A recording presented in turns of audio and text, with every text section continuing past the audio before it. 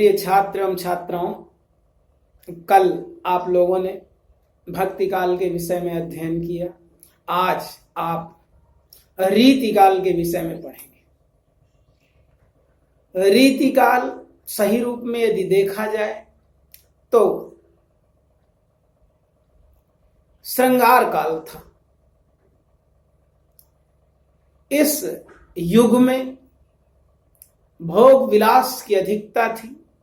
इसे विलासिता का युग कहा जा सकता है। यही कारण है कि इस काल के कवियों ने अधिकतर रचनाएं श्रृंगार रस से परिपूर्ण की हैं।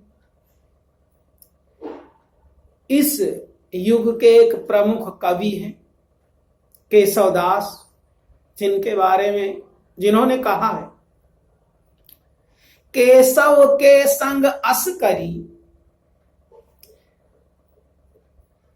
केशव के संग अस करी, आरिहूं ज्यों न कराई, चंद्र बदन विधुलोचनी, बाबा कही कही जाए। तो इस प्रकार से केशवदास में भी श्रृंगारिकता का पुट देखने को मिलता है। रीतिकाल का जो समय है वो सन 1643 से 1843 का जो समय है, वो सन 1643 से 1843 का जो समय है वो रीतिकाल कहा जाता है। रीतिकाल के कुछ प्रमुख कवि इस प्रकार हैं। केशवदास, इन्होंने लिखा है रामचंद्रिका। मतिराम, इन्होंने लिखा है मतिराम सतसई।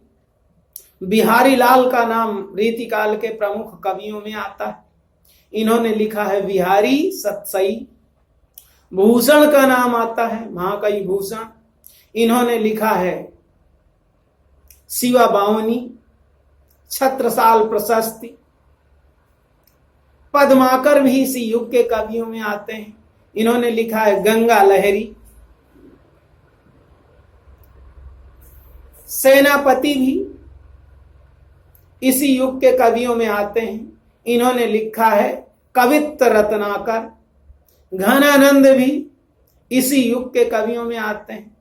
इन्होंने लिखा है सुजान सागर। हाँ, तो इस युग के कुछ कवि रीति मुक्त धारा के कवि कहे जाते हैं। यदि यह कहा जाए कि रीति मुक्त धारा के कवि कौन है, तो उनमें इन कवियों का नाम प्रमुख है। नंबर 1 बोधा, इन्होंने लिखा है इश्कनामा। नंबर 2 आलम, इन्होंने लिखा है आलम केली।